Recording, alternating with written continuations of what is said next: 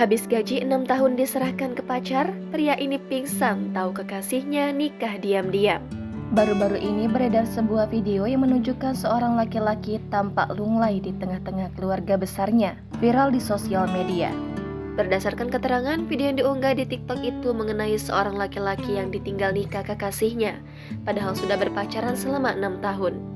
Tak hanya itu, saking percayanya dengan sang kekasih, laki-laki tersebut bahkan menyerahkan gaji dan kartu ATM ke pacarnya. Video tersebut awalnya viral di TikTok setelah diunggah oleh akun @arifinlubis5. Dalam video tersebut, tampak beberapa orang menenangkan seorang pria yang terkulai lemas di lantai. Video lainnya menunjukkan pria itu berada di sebuah pekarangan dan bersujud di atas rumput.